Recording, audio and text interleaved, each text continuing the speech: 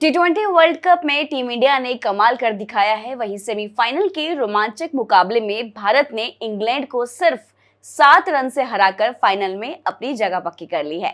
वहीं कैप्टन सूर्य कुमार यादव की अगुवाई में भारतीय टीम ने शानदार जज्बा दिखाया और एक बार फिर से साबित कर दिया कि बड़े मुकाबलों में टीम इंडिया कैसे वापसी करती है। वहीं आज हम इसी पर बात करेंगे, यानी कि इस मैच के 5 बड़े टर्निंग पॉइंट्स की बात करेंगे और इसी पर चर्चा पर हमारे साथ जो जुड़े हैं स्पोर्ट्स एक्सपर्ट्स प्रदीप सहगल। प्रदीप, जो सेमीफाइनल मैच रहा है इंडिया वर्सेस इंग्लैंड का, तो क्या एक्चुअल में ये सेमीफाइनल मैच की तरह ये खेला गया है? जी बिल्कुल। देखिए कोमल, आपने एक बहुत ही बेहतरीन बात कही है कि इंडिया वर्सेस इंग्लैंड का ये जो मुकाबला था वो एकदम सेमीफाइनल की तरह खेला गया और टीम इंडिया ने ये दिखा दिया कि बड़े मैचेस जो है वो किस तरीके से जीते जाते हैं। लेकिन यहाँ पर इंग्लैंड ने भी पूरा जज्बा दिखाया, वो बेसबॉल क्रिकेट दिखाया कि कैसे ये टीम जो है वो अंत तक हार नहीं मानती है। आप देखिए, कोई भी टीम जिसके टॉप के 3 बल्लेबाज जल्दी आउट हो जाते हैं, उसके बावजूद वो टीम जो है वो 250 के रन चेज को कंप्लीट करने के लिए जाती है, पूरी शिद्दत से उस रन चेज को कंप्लीट करने की कोशिश करती है और नेक टू नेक इंडिया के साथ चलती है। क्योंकि जिस तरीके से जेकब बेथल ने वो इनिंग खेली, 22 साल के इस खिलाड़ी ने दिल जीत लिया। जिस तरीके से ये सिंगल हैंडेडली इस मैच को आगे ले जाते गए, एक समय तो ऐसा लग रहा था कि शायद कहीं ऐसा ना हो जाए कि इंग्लैंड बाजी मार ले, क्योंकि जिस तरीके से जेकब बेथल इस मुकाबले में इंग्लैंड को बनाए हुए थे, उसको देख के ऐसा लग रहा था कि कहीं ऐसा तो नहीं है कि जेकब बेथल इस मुकाबले को जिता देंगे और इंग्लैंड की टीम इतिहास रच देगी। क्योंकि जिस तरीके से भारत ने 253 रन बनाए थे, 254 का टारगेट मिला था इंग्लैंड की टीम को, और टॉप के 3 बल्लेबाज जल्दी आउट हो गए थे। देखिए, ना तो उनके जॉस बटलर चले, फिल सॉल्ट भी नहीं चले, हैरी ब्रूक जो कि कप्तान थे जिन्होंने इस टूर्नामेंट में सेंचुरी लगाई थी, वो भी जल्दी आउट हो गए थे। लेकिन उसके बाद जेकब बेथल ने जो पारी खेली है, भाई इस लड़के ने दिल जीत लिया। लेकिन प्रदीप, अगर हम इसी की बात करें तो उन्होंने 48 बॉल पर 105 रन बनाए थे और डटे हुए थे उस पिच पे, क्योंकि उनको आउट करना एक वक्त पे ऐसा लग गया था कि उनको आउट करना काफी मुश्किल हो गया है। देखिए, मुश्किल तो था ही उनको आउट करना, और मुझे लगता है कि वो आखिरी ओवर में रन आउट जिस तरीके से हुए, अगर वो आखिरी की 5 या पूरा ओवर उनको खेलने को मिल जाता, हालांकि एक बॉल आखिरी ओवर में 30 रन बनाना कभी भी आसान नहीं होता, आपको 5 छक्के चाहिए होते हैं। पहली गेंद पर उन्होंने कोशिश की थी, दूसरा रन लेने की कोशिश में वो रन आउट हो गए थे। वहां पर जो आप टर्निंग पॉइंट की बात करिए ना, एक सबसे बड़ा टर्निंग पॉइंट ये था कि हार्दिक पांड्या का वो थ्रो, अगर आप देखेंगे तो हार्दिक पांड्या ने वो जो थ्रो है वो नॉन स्ट्राइकर एंड पर नहीं किया, उन्होंने जो है संजू सैमसन जो कि विकेट कीपर थे उनकी तरफ वो थ्रो किया, क्योंकि हार्दिक पांड्या ये जानते थे कि जेकब बेथल को स्ट्राइक चाहिए और यही प्रेजेंस ऑफ माइंड होता है। फील्डर ने नॉन स्ट्राइकर एंड पर थ्रो नहीं किया, जबकि नॉन स्ट्राइकर एंड फील्डर के काफी क्लोज था, लेकिन उन्होंने विकेट कीपर की तरफ थ्रो किया। ये प्रेजेंस ऑफ माइंड था हार्दिक पांड्या का। उनको ये पता था कि जेकब बेथल दूसरे रन के लिए जाएंगे तो विकेट कीपर के पास मुझे थ्रो करना है, और वो थ्रो भी इतना सटीक था। संजू सैमसन ने भी वहां पर कोई गलती नहीं की, और मुझे लगता है जब जेकब बेथल आउट हुए आखिरी ओवर की पहली गेंद पर, तभी टीम इंडिया की जीत जो है उस पर मोहर लग गई थी। टीम इंडिया को जो फाइनल का टिकट था वो वही मिल गया था। लेकिन यहां पर जो आपने टर्निंग पॉइंट्स की बात की, ये भी एक सबसे बड़ा टर्निंग पॉइंट था, जो हार्दिक पांड्या का प्रेजेंस ऑफ माइंड दिखा वहां पर, जो उन्होंने विकेट कीपर की तरफ थ्रो किया। तो ये चीज जो है वो समझने वाली होती है, क्योंकि आप सोचिए इतना बड़ा मुकाबला था, 250 रन एक टीम चेज कर रही थी, वानखेड़े के मैदान पर दर्शकों को शांत करा दिया था एक तरह से इंग्लैंड के जेकब बेथल ने। लेकिन उसके बाद इतने प्रेशर के बावजूद, क्योंकि यहां पर सबको पता था कि एक गलती और आप टूर्नामेंट से बाहर हो जाएंगे, उस प्रेशर को किस तरह से हैंडल किया टीम इंडिया ने वो बहुत इंपॉर्टेंट है। और हार्दिक पांड्या ने वो जो थ्रो किया विकेट कीपर की साइड, ये जब आप अंडर प्रेशर होते हैं, इतना कई बार ये होता है कि आपके हाथ पांव फूल जाते हैं, लेकिन यही इन खिलाड़ियों की खासियत है, क्योंकि ये बड़े मुकाबले खेल कर आए हैं, बड़े मैचेस खेलना जानते हैं, उस प्रेशर को हैंडल करना जानते हैं, उसको डील करना जानते हैं, और ऐसे ही क्रंच सिचुएशन जो होते हैं ना, वो मैच का पासा पलट देते हैं, वो मोमेंटम आपकी तरफ ले आते हैं। तो वो इसीलिए मैं कह रहा हूं कि ये बहुत बड़ा टर्निंग पॉइंट था। लेकिन इसके अलावा भी इस मैच में बहुत बड़े बड़े टर्निंग पॉइंट्स थे, उनको लेकर अभी जो है हम चर्चा करेंगे इस वीडियो में। लेकिन जिस तरीके से टीम इंडिया ने ये मुकाबला जीता है, जैसा कि आपने कहा कि टीम इंडिया ने एक बार फिर दिखा दिया है कि बड़े मैच में किस तरह से वापसी की जाती है। बिल्कुल, ये इसीलिए होता है कोमल कि आप उस प्रेशर को हैंडल करना जानते हैं, उस प्रेशर को डील करना जानते हैं। और देखिए, भारतीय टीम जिस तरीके से इस प्रेशर को डील करती है, मैं इसका बहुत बड़ा श्रेय जो है वो आईपीएल को देना चाहूंगा, क्योंकि आईपीएल में आप इतने मैचेस खेलते हैं और कई मुकाबले ऐसे नेल बाइटर होते हैं जिनमें आखिरी गेंद पर मुकाबला होता है। तो उस प्रेशर को डील करने की ट्रेनिंग जो है वो भारतीय खिलाड़ियों को आईपीएल से मिल रही है। तो आप ये समझिए कि जिस तरीके से एक तरह से आईपीएल जो है वो भारतीय खिलाड़ियों को ग्रूम करने का एक बहुत बड़ा जरिया है। आप देखिए जितने भी खिलाड़ी अब आते हैं आईपीएल से टी20 फॉर्मेट में, वो एकदम पके हुए होते हैं, वो उस प्रेशर को डील करना जानते हैं, वो उस प्रेशर को हैंडल करना जानते हैं। इसीलिए मैं ये कह रहा हूं कि वो हार्दिक पांड्या का वो जो थ्रो था वो भी एक बहुत बड़ा टर्निंग पॉइंट था, क्योंकि वहां पर किसी से भी गलती हो सकती थी। आपका प्रेजेंस ऑफ माइंड था कि आपने वहां पर विकेट कीपर की तरफ थ्रो किया और वहां से आपको बिल्कुल रन आउट कर दिया जेकब बेथल को। लेकिन प्रदीप, संजू सैमसन की अगर हम बात करें तो जब वो पारी खेल रहे थे तो उनकी कैच छूटी थी, अगर आपको याद हो। लेकिन अगर वो कैच नहीं छूटती तो क्या टीम इंडिया इस स्कोर को बना पाती? देखिए कोमल, क्रिकेट में कहा जाता है पकड़ो कैच और जीतो मैच। तो इसीलिए एक मैच, एक कैच जो होती है ना, वो आपको पूरा का पूरा मैच कॉस्ट कर सकती है। ये हमें देखने को मिला संजू सैमसन के उस कैच से। हैरी ब्रूक ने भी कहा, जब उनसे मैच के बाद पूछा गया कि आपको कहां लगता है कि कहां गलती हो गई, तो उन्होंने कहा कि संजू सैमसन का वो कैच जो है वो हमारी टीम पर भारी पड़ गया। और जाहिर तौर पर वो भारी पड़ा, जिस तरीके से आपने in form player Sanju Samson को वो कैच ड्रॉप हुआ और उसके बाद उन्होंने रनों की झड़ी लगा दी। देखिए Sanju Samson in form player थे, वेस्ट इंडीज के खिलाफ भी उन्होंने जिस तरीके की धमाकेदार पारी खेली थी, भले ही वो शतक नहीं था लेकिन वो पारी शतक से कम भी नहीं थी। उसके बाद आप इन फॉर्म प्लेयर का कैच छोड़ देते हैं जब आपके पास टीम इंडिया पर पूरी तरह से दबाव बनाने का मौका था, क्योंकि ऑलरेडी अभिषेक शर्मा आउट हो चुके थे। वहां पर अगर वो दूसरा विकेट भारत का गिर जाता तो टीम इंडिया अंडर प्रेशर आ जाती, लेकिन वहां पर वो कैच छूटा और हैरी ब्रूक ने खुद कहा मैंने वो कैच नहीं, वो मैच छोड़ दिया। तो ऐसे ही कई क्रंच सिचुएशंस आती हैं और इंग्लैंड की टीम भी अंडर प्रेशर थी, क्योंकि हम इंग्लैंड से ऐसे देखते नहीं है कि इंग्लैंड की टीम इतनी खराब फील्डिंग करे। जिस तरीके से कल मिस फील्ड भी हमें देखने को मिले, कुछ कैचेस भी उन्होंने छोड़े। तो जाहिर तौर पर, और जैसा कि मैंने आपको पहले भी बताया कि पकड़ो कैच जीतो मैच, ये क्रिकेट में फॉर्मूला होता है, लेकिन यहां पर इंग्लैंड जो है वो इस फॉर्मूले को भुना नहीं पाई। उन्होंने कैचेस छोड़े, मैच भी गंवा दिए, और आप ये भी कह सकते हैं कि शायद इंग्लैंड ने एक बार फिर से वर्ल्ड कप जीतने का मौका भी गंवा दिया है, क्योंकि जिस तरीके से इंग्लैंड की टीम फॉर्म में थी, अगर वो टीम इंडिया को हरा देते तो शायद फाइनल भी जीत जाते। लेकिन टीम इंडिया ने बेहतर प्रदर्शन किया। इसीलिए मैं उस प्रेशर की बात कर रहा था कि आप प्रेशर सिचुएशन में किस तरीके से काम रहते हैं, कंपोज रहते हैं और उस प्रेशर को डील करते हैं। इंग्लैंड की टीम उस प्रेशर को बेहतर डील नहीं कर पाई, इसीलिए उनको सेमीफाइनल से ही बाहर होना पड़ा और अब टीम इंडिया के पास फाइनल का टिकट है। लेकिन प्रदीप, कैचेस की अगर हम बात कर रहे हैं तो अक्षर पटेल ने भी दो बहुत ही शानदार कैच पकड़ी थी। एक जब पीछे भागते हुए, उल्टा भागते हुए उन्होंने एक कैच पकड़ा था, और एक दूसरा कैच पकड़ा था जब उन्होंने बाउंड्रीज क्या कहते हैं अंदर गए थे, लेकिन उन्होंने कैच उनको दिया था। विल जैक्स का वो कैच था जिसकी आप बात कर रहे हैं। शिवम दुबे को उन्होंने पास किया था और खुद बाउंड्री लाइन क्रॉस कर गए थे। देखिए इस मुकाबले के जो दो सबसे बड़े टर्निंग पॉइंट थे वो अक्षर पटेल के ही वजह से आए। पहला तो उन्होंने जिस तरीके से वो फिल सॉल्ट का कैच पकड़ा।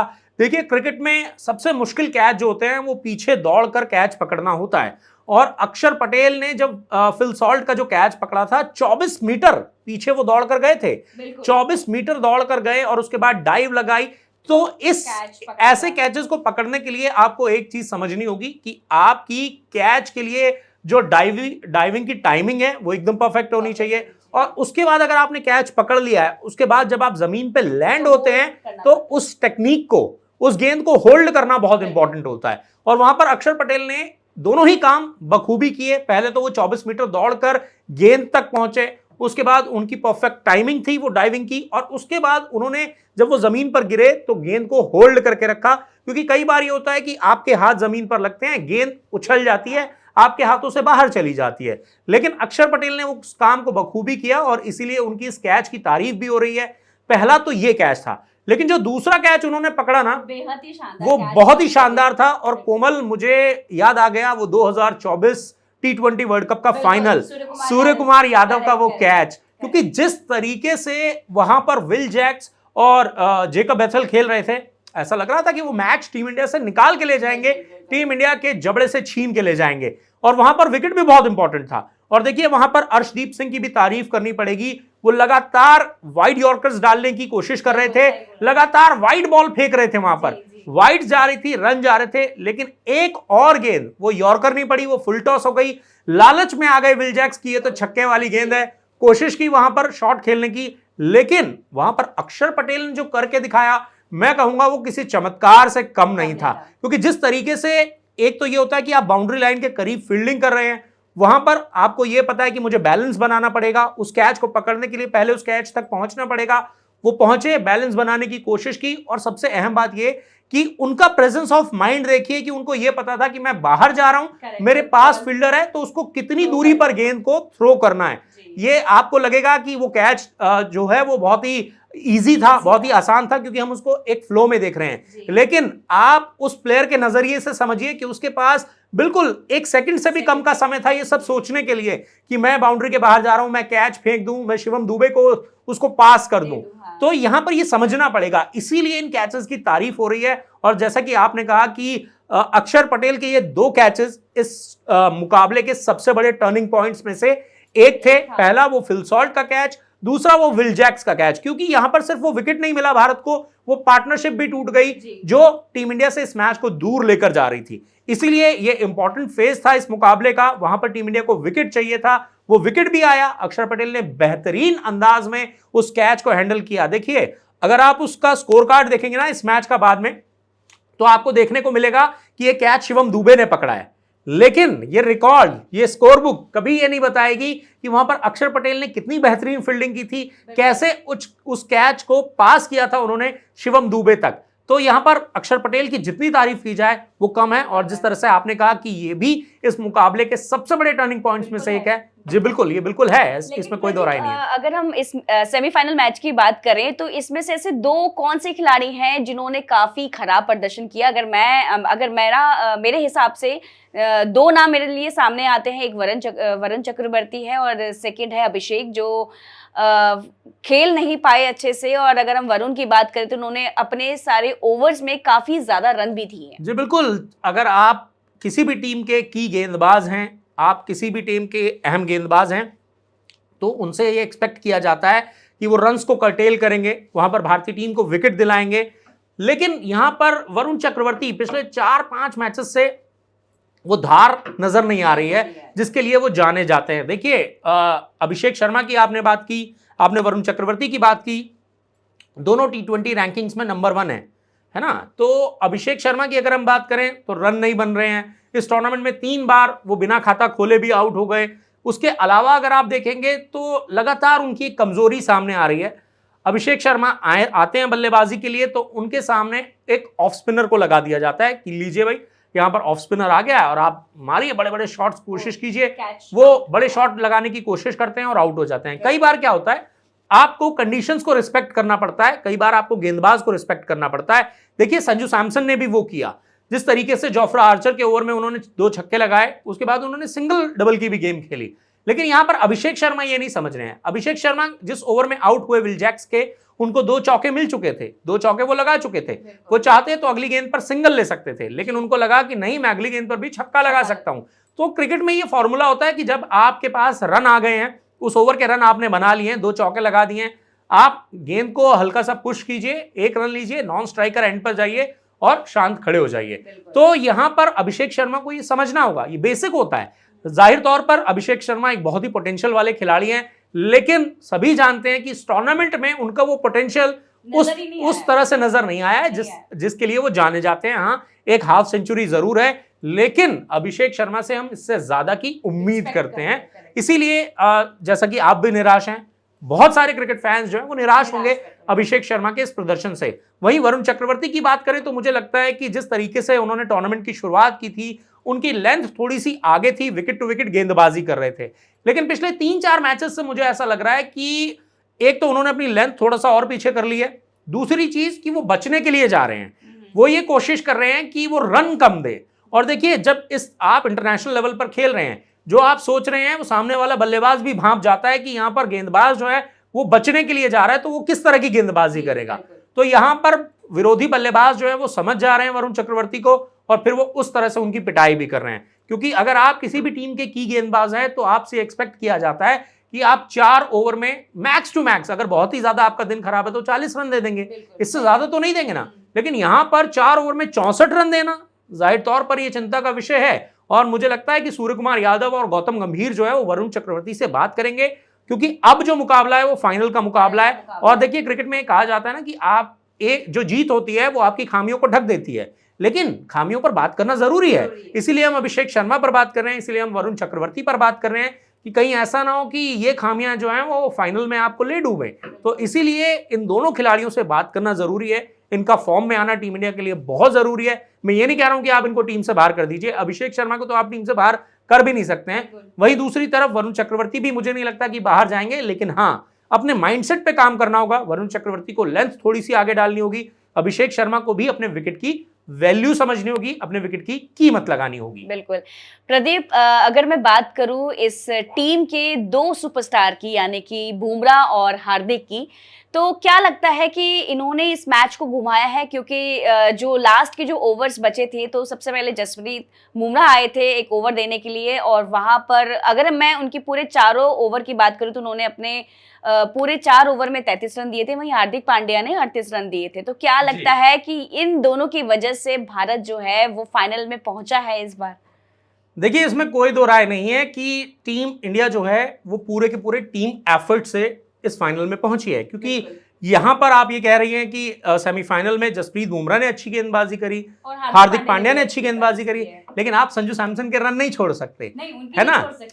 मैं ओवरऑल की बात कर रहा हूं कि पूरा के पूरे टूर्नामेंट की अगर हम बात करें तो टीम इंडिया के लिए सबसे अच्छी बात यह है कि भारत के लिए अलग अलग मैचेस में अलग अलग मैच विनर उभर कर सामने आए हैं। आप ईशान किशन की वो पारी नहीं भूल सकते हैं जो उन्होंने पाकिस्तान के खिलाफ खेली थी, तो भारत के लिए अच्छी चीज है। लेकिन इस सेमीफाइनल मुकाबले की अगर आप बात करेंगे ना, तो संजू सैमसन की पारी भी है, जसप्रीत बुमराह का वो 18वां ओवर भी है, हार्दिक पांड्या का वो 19वां ओवर भी है। और देखिए, जब मैच खत्म हुआ उसके बाद संजू सैमसन को जब मैन ऑफ द मैच का अवार्ड दिया गया तो उनसे ये पूछा गया कि आपको क्या लगता है इस मैच का सबसे की मोमेंट क्या रहा। उन्होंने कहा जसप्रीत बुमराह। अनडाउटेडली जसप्रीत बुमराह जैसा गेंदबाज जो है वो पूरी दुनिया में किसी के पास नहीं है।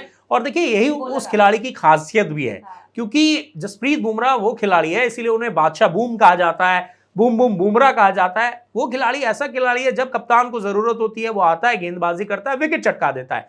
जब उनसे ये जरूरत होती है कि वो रन ना दें, वो उस तरह की गेंदबाजी करते हैं, वो 6 की 6 यॉर्कर्स भी डाल सकते हैं। तो ये दिखाता है कि कितनी काबिलियत है, कितना पोटेंशियल है। जाहिर तौर पर जसप्रीत बुमराह ने जिस तरह से वो 18वां ओवर डाला, आप 18वां ओवर डाल रहे हैं, अंडर प्रेशर डाल रहे हैं, आपको ये पता है कि बल्लेबाज जो है अब यहां से कमांड लेगा, बड़े शॉट्स लगाने के लिए जाएगा। क्योंकि मुझे याद है जब बुमराह अपना ओवर दे रहा था तो उनके पूरे ओवर में 5 रन गए थे। 18वां जो उनका ओवर था उन्होंने सबसे कम रन दिए थे। जी बिल्कुल, और देखिए वहां पर जरूरत भी थी, क्योंकि अगर बुमराह के उस ओवर में 15 से 20 रन आ जाते तो इंग्लैंड के लिए मैच पूरी तरह से खुल जाता। वो जो प्रेशर इंग्लैंड के ऊपर था वो इंग्लैंड के ऊपर वो रहता ही नहीं ना। अगर 15 से 20 रन उस ओवर में आ जाते तो वो प्रेशर रहता ही नहीं। और जबकि उससे पहले के आप ओवर देखेंगे तो लगातार वहां से पिटाई जो है वो शुरू हो चुकी थी, वो लगातार ही चल रही थी। इंग्लैंड की तो पूरी इनिंग में ही पिटाई चली है भारतीय गेंदबाजों की। जिस तरीके से वरुण चक्रवर्ती ने अपने पहली 3 गेंदों पर 3 छक्के लगवा दिए थे वहां से, तो उसके बाद वो मोमेंटम जो है वो पूरी तरह से इंग्लैंड की तरफ शिफ्ट हो गया था और इंग्लैंड नेक टू नेक चल रहा था पूरा इंडिया के साथ। तो आप ये समझिए कि वहां पर इतना प्रेशर था, लेकिन जसप्रीत बुमराह आते हैं, मुझे लगता है कि वो इंसान जो है उस पर प्रेशर जो है वो काम ही नहीं करता। वो इस तरह के खिलाड़ी हैं कि प्रेशर उनका कुछ मतलब जैसे एक महेंद्र सिंह धोनी के लिए कहा जाता था ना कि कूल रहते हैं, काम रहते हैं, वो कैप्टन कूल हैं, उन पर प्रेशर दिखाई नहीं देता है। ऐसा ही बुमराह के लिए भी आप कह सकती हैं कि बुमराह जो है उन पर प्रेशर दिखाई नहीं देता, क्योंकि जब कप्तान ये चाहता है कि भाई ये खिलाड़ी जो है कम रन दे, बुमराह आते हैं, लगातार यॉर्कर्स डालते हैं, कम रन देते हैं, और यही उनकी खासियत भी है। जिस तरीके से देखिए चतुराई तो है ही उनके पास, क्योंकि जिस तरीके से वो पहला ओवर डालने आते हैं, पहली ही गेंद पर हैरी ब्रूक का विकेट चटका देते हैं। कौन सोच रहा था कि यहां पर स्लोवर वन आएगी, तो उन्होंने स्लोवर वन डाली। तो ये होता है कि बल्लेबाज के माइंड को रीड करना, किस तरीके से गेंदबाज जो है वो बल्लेबाज के माइंड को रीड कर रहा है। इसीलिए जसप्रीत बुमराह की इतनी तारीफ भी होती है। और जाहिर तौर पर जिस तरह से आप कह रही हैं कि वो 18वां ओवर आए, बहुत ज्यादा रन नहीं दिए, तो वहां से उसका इफेक्ट ये हुआ कि इंग्लैंड पर प्रेशर जो है वो और ज्यादा बिल्ड हो गया। फिर उसके बाद T20 क्रिकेट में यह कहा जाता है कि 20वें ओवर से इंपॉर्टेंट होता है 19वां ओवर। 19वां ओवर फेंका हार्दिक पांड्या ने, उन्होंने भी बहुत अच्छी गेंदबाजी की, उन्होंने भी बहुत ज्यादा रन नहीं दिए। तो आपके जब अंत में 2 अच्छे ओवर आ गए तो पूरी तरह से प्रेशर जो है वो ट्रांसफर हो गया इंग्लैंड के खेमे में, और इंग्लैंड को आखिरी ओवर में जीत के लिए 6 गेंदों में 30 रन बनाने थे। तो आप ये समझिए कि आपको 5 छक्के चाहिए। आजकल जितने भी नौजवान हैं वो यही सोचते हैं कि जितने भी बैटर्स हैं वो ये सोचते हैं कि ठीक है, आखिरी के इतने ओवर में इतने रन चाहिए, यानी कि इतने छक्के लगाने हैं मुझे। अगर मान लीजिए उनको आखिर के 5 ओवर में 50 रन चाहिए, वो कहेंगे ठीक है, मेरे को कितने छक्के लगाने हैं, 9 छक्के ही तो चाहिए। तो अगर उन 30 गेंदों में 9 गेंदे मेरे बल्ले पे आ गई तो मैं वो सिक्सेस लगा सकता हूं। तो आजकल इस तरह से T20 में जो सोच है वो डेवलप हो चुकी है। लेकिन 6 गेंदों में 5 छक्के लगाना कभी भी आसान नहीं होता। और दूसरी चीज, सेमीफाइनल जैसा बड़ा मुकाबला, अंडर प्रेशर आप हैं, तो इसीलिए मैं वो बात कर रहा था कि हार्दिक पांड्या ने ना सिर्फ वो ओवर अच्छा डाला, बल्कि वो थ्रो जो जेकब बेथल के लिए उन्होंने थ्रो किया, वहां से पूरा नर्व जो है वो मतलब इंग्लैंड के पास कुछ था ही नहीं वहां से बचने के लिए, क्योंकि भारत ने उस प्रेशर को इजीली, आप ये कह सकते हैं कि एब्जॉर्ब कर लिया, उस प्रेशर को झेल लिया। बड़े मैचेस में आप इस तरह के जो की मूवमेंट्स होते हैं उनको एनकैश करना चाहते हैं, और भारतीय टीम ने उनको बड़ी बखूबी एनकैश किया। और इसीलिए हम ये बात कर रहे हैं ना कि इस मैच के टर्निंग पॉइंट्स 1 नहीं, 2 नहीं, 3 नहीं, 5-5, 6-6 टर्निंग पॉइंट्स हैं, क्योंकि ये मुकाबला ही इतना रोमांचक था। बिल्कुल प्रदीप, भारत ऐसी टीम है जो फाइनल में चौथी बार पहुंच रही है, तो क्या कहना है इस पर? देखिए, इस पर एक बड़ा दिलचस्प आंकड़ा है। भारतीय टीम चौथी बार T20 वर्ल्ड कप के फाइनल में पहुंची है। पहला फाइनल 2007 में हमने खेला था, जो हम जीते थे, हम चैंपियन बने थे। उसके बाद 2014 में हम पहुंचे थे फाइनल में, वहां पर हम आप अनफॉर्चुनेटली कह सकते हैं कि हम हार गए थे, बाहर हो गए थे। उसके बाद 2024 में पहुंचे, वहां पर हमने ट्रॉफी उठाई, और अब 2026 में भी हम इस टूर्नामेंट के फाइनल में पहुंचे हैं। और कोमल, मैं आपको बता दूं कि अभी तक इस T20 वर्ल्ड कप के इतिहास में तीसरी टीम बन गई है भारत जिसने लगातार 2 फाइनल्स में जगह बनाई है। इससे पहले पाकिस्तान की टीम थी जिसने 2007 का भी फाइनल खेला था, 2009 का भी खेला था। फिर उसके बाद श्रीलंका की टीम थी जिसने 2012 का भी फाइनल खेला था, 2014 का भी फाइनल खेला था। फिर उसके बाद जो है अब भारत ऐसी टीम बन गई है जो लगातार 2 T20 वर्ल्ड कप के फाइनल्स में पहुंची है। और इसमें मजेदार बात क्या है कि आप अगर देखेंगे तो तीनों टीम एशियन है, पाकिस्तान, श्रीलंका और भारत। अब यहां पर भारत को इतिहास रचना है, क्योंकि कोई भी टीम लगातार 2 बार T20 वर्ल्ड कप की ट्रॉफी नहीं जीत पाई है, और कोई भी टीम अभी तक 3 बार T20 वर्ल्ड कप की चैंपियन नहीं बन पाई है। तो भारत के पास बहुत सारे मौके हैं इतिहास रचने के। हालांकि भारत ने सेमीफाइनल में भी इतिहास रचा, क्योंकि किसी भी नॉकआउट मुकाबले में T20 वर्ल्ड कप के इतिहास में 250 से ज्यादा रन किसी टीम ने बनाए नहीं थे। तो इतिहास तो team India throughout the tournament रचती आ रही है, और उम्मीद यही है कि फाइनल में भी टीम इंडिया इतिहास रचेगी और तीसरी बार वर्ल्ड कप की ट्रॉफी उठाती हुई नजर आएगी। बिल्कुल प्रदीप, सही कहा आपने। तो इंग्लैंड पर शानदार जीत के साथ भारत फाइनल में पहुंच चुका है, और अब बस एक कदम दूर है, वो भी T20 वर्ल्ड कप की ट्रॉफी से। तो क्या टीम इंडिया इस मौके को यादगार बना पाएगी? इसका जवाब मिलेगा फाइनल के मैच में। फिलहाल के लिए इतना ही। खेल की हर बड़ी खबर के लिए आप हमारे साथ यानी कि द फेडरल देश के साथ बने रहिए, और इस चैनल को लाइक करें, सब्सक्राइब करें और शेयर भी करें।